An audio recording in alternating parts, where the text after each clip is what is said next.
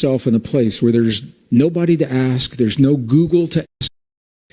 So I want you to know that you're never alone when it comes to information. That if something happens to you someday and you find yourself in a place where there's nobody to ask, there's no Google to answer, there's no phone that's working, whatever, and you have to make choices and you have to make decisions, I want you to know you're never alone, and I want you to know why. Because objective answers are in that field. That field has all of the knowledge, all the wisdom. You would call it your higher self. Many people call it, in the spiritual community, call it your higher self. This is intentionally accessing through the heart, the higher self. Objective answers. So why not the brain? Why would you not use the brain? Well, think about this. Think about it with the brain. You know, the brain is a polarity organ. You got a left brain and a right brain. Your left brain is dealing, you know, with logic and math and shapes and numbers, and your right brain is dealing with colors and emotions and feelings. And it's all good. It works together. But here's the thing. If you try to solve a problem and you ask your brain to solve the problem, like a relationship, all right? If you're in a relationship and you're on the fence, should I stay or should I go? You know, there's a song, should I stay or should I go? Yeah, you know that. See, I know some of you know that song. If you ask your brain that question, your brain will make you crazy because it will bounce you back and forth through the left and the right brain. They're called the ego loops because that's what the brain does. It's a polarity organ. So your brain will always have a good and a bad. Your brain's always going to have a right and a wrong. Your brain's always going to have success and failure and worthy of not worthy and sick and healed. That's the brain in polarity. And we need this sometimes, and it's good.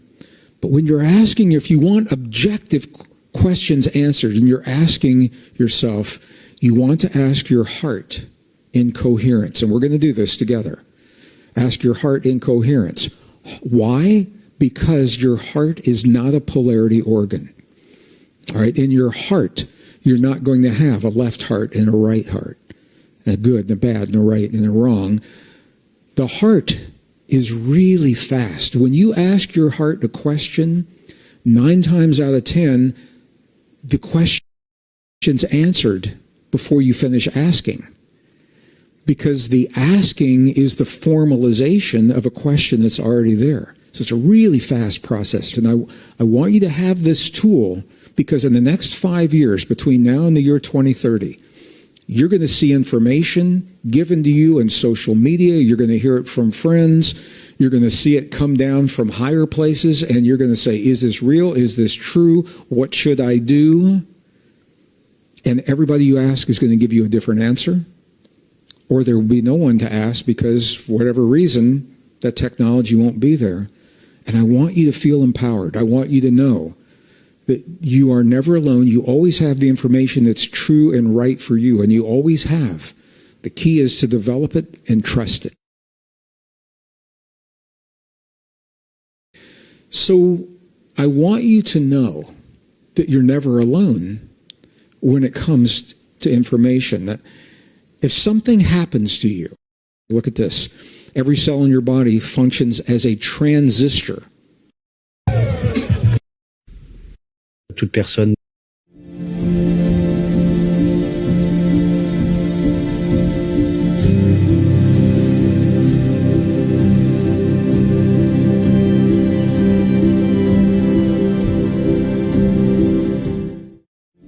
Ah, on est bien ici.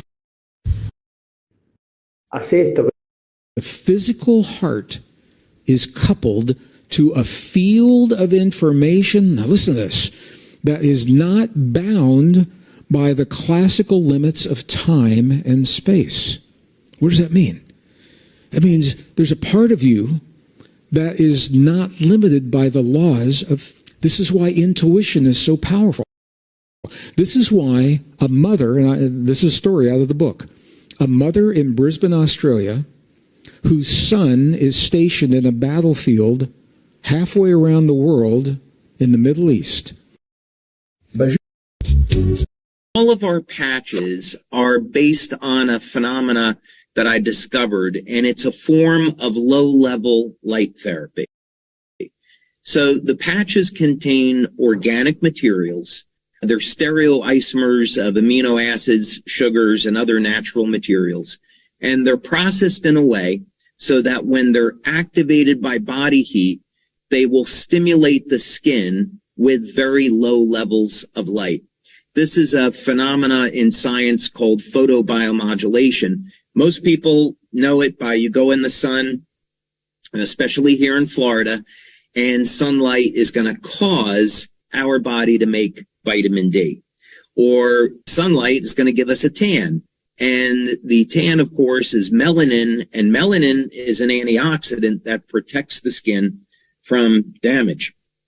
So this all means that we can use light to increase production of different beneficial antioxidants or hormones or proteins in the body, and we can improve our health that way.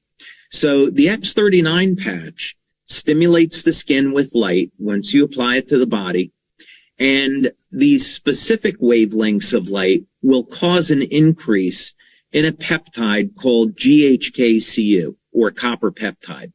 And copper peptide is a naturally occurring peptide. It declines with age. So when we're in our 20s, the levels of this peptide are about 200 nanograms per mil. Whereas when we get over the age of 60, it drops off to about 60 nanograms or so. So we see decreases of 60, 80% after the age of 60 and 70. And the problem with this is that copper peptide is a master regulator of gene expression in the body. And when we're looking at staying young as long as possible, or even reversing the aging process, part of this is going to be, can we recapture the genes that we lost to time? And the exciting thing is, yes, we can. And it's peptides like copper peptide that reset thousands of genes to a more youthful state. So X39 elevates copper peptide. Copper peptide resets thousands of genes to a more youthful state. And that explains why it has such broad effects, such as supporting immune health, elevating collagen production, and improving energy production, relieving pain, reducing inflammation, speeding the wound healing process, and many, many other things. Elle avait l'impression.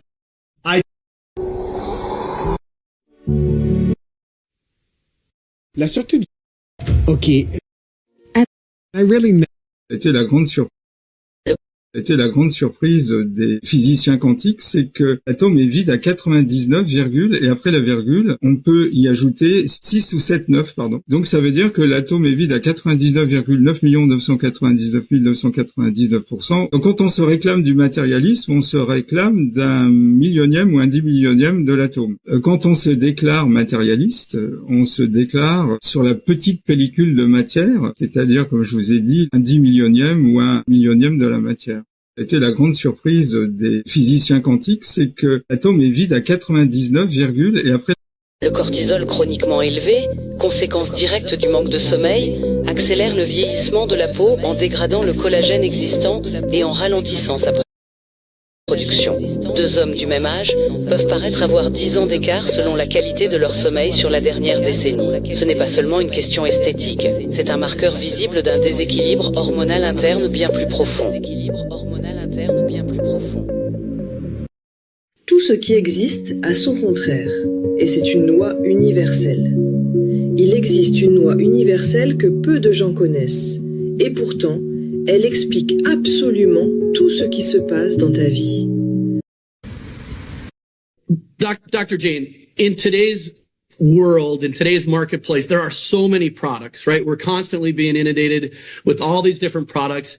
From your perspective, what stands out about LifeWave X39 patches? Well, the LifeWave X39 patch is different than anything else on the market. So there really isn't anything to directly compare it to. Right. And the biggest benefit that I see is the innovative technology that David Schmidt came up with. Because we're harnessing our own energy to improve ourselves, which is such a phenomenal concept. I mean, I've been around, red light therapy, laser therapies, everything for 30 years.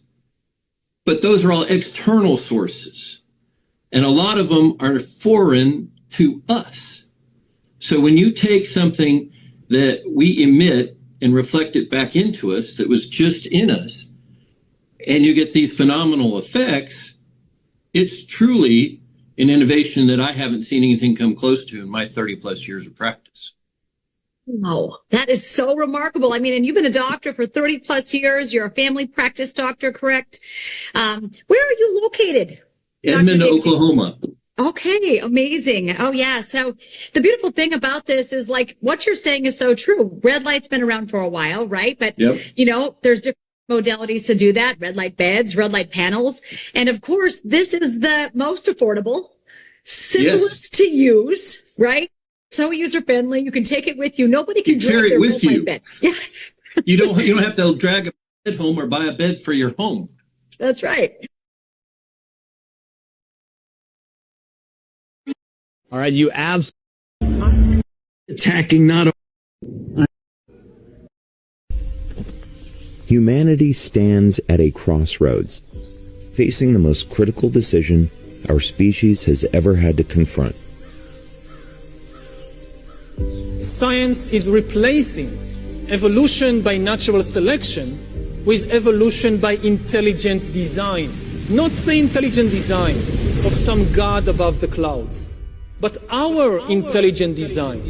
There's been a push recently to try to augment the human species, either technologically or by genetic engineering. Our bodies will be so high-tech, we won't be able to really distinguish between what's natural and what's artificial. We are most probably the last generation of pure humans. You would prefer the human race to endure, right? That this world will ever know. Yes. Okay. But transhumanism. Unless we change the direction of where we're going right now. For generations, we were sold the dream that innovation would set us free. Every technology on Earth can be deployed for good or evil. In exchange for promises of perfect health, enhanced strength, superior intelligence, and even eternal life, millions have been lured away from the natural world and into a synthetic utopia. And it turns out that choice isn't the problem. What we do with choice is. We are about to give away elements of our very humanness before we even know what it means to be fully human, before we even know what the full potential that we hold really is. For nearly a century, science has revealed a quiet truth. Our bodies are beings of light. I had spent 20 years looking at how light will have an influence on how our cells act and behave. If we can understand the code by which this all works, that means we can use light to improve our quality of life and even change the way we age. Our human bodies are a highly advanced, sophisticated, soft technology. In the DNA, we see these highly coherent pulses of light. This has an impact on everything, including aging. There is one thing that is in all of this information, and that is water.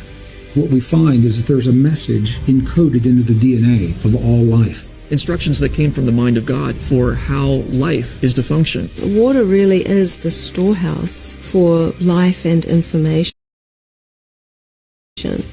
The implication is that we can embed wavelengths of light into water that trigger regeneration inside the body. That technology did not exist before this occurred.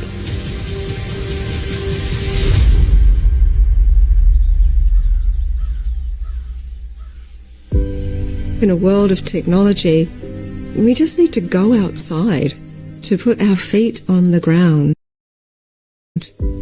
to look up and remember that We are not separate from nature. On peut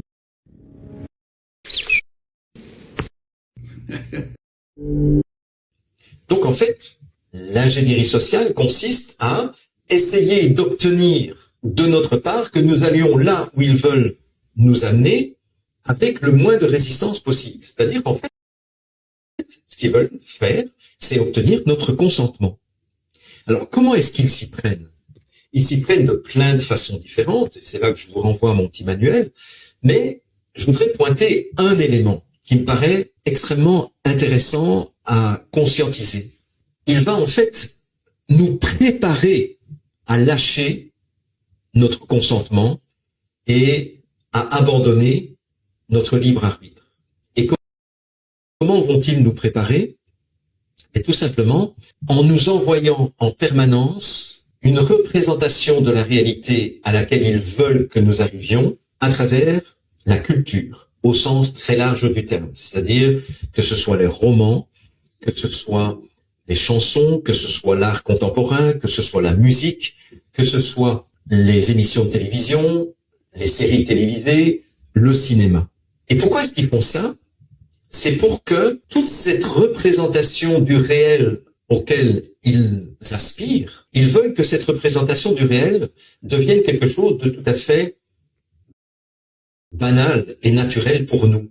C'est-à-dire qu'ils veulent créer ce qu'on appelle en psychologie une résonance cognitive, de telle sorte que le jour où ils mettent ça en place dans la réalité et plus dans la culture virtuelle, nous ne résistions pas, puisque ça ressemble déjà à ce que nous avons vu au cinéma, à la télévision, ce que nous avons entendu dans les chansons populaires, ce que nous avons lu dans les romans, etc., etc. Est-ce que vous voyez ce que je veux dire?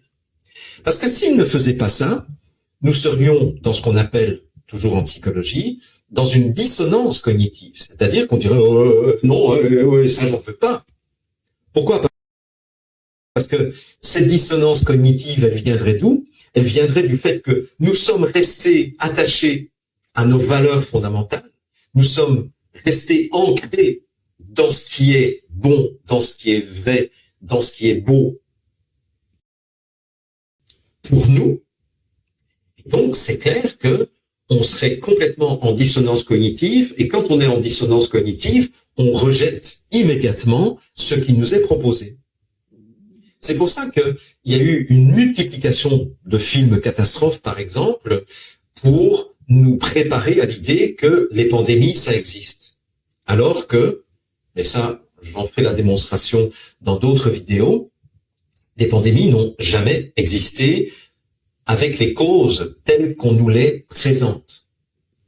Ce que vous venez de voir est un court extrait des jeudis de l'équilibrité, ces rencontres hebdomadaires où je partage avec vous des clés très concrètes pour que vous soyez moins manipulable, moins manipulé et surtout pour que vous retrouviez votre boussole intérieure. Si vous rejoignez ma chaîne privée gratuite dès maintenant pour visionner l'intégralité de mes vidéos, vous aurez droit à accéder à bien plus. Les vidéos complètes en téléchargement, la version audio pour les écouter n'importe où, un résumé écrit de chacune des rencontres, les textes d'auteurs que je lis chaque semaine disponibles en PDF, des liens pour approfondir les propos que je tiens et surtout une communauté dont la richesse des commentaires est absolument légendaire et extraordinaire. Alors, avant que je ne disparaisse des réseaux sociaux à cause de ces lois qui luttent contre la liberté de penser, rejoignez-moi sur alcapea.net/chaîne JJC. alcapea.net/JJC. C'est gratuit et c'est maintenant. Une nuit suffit pour que un chant ordinaire devienne le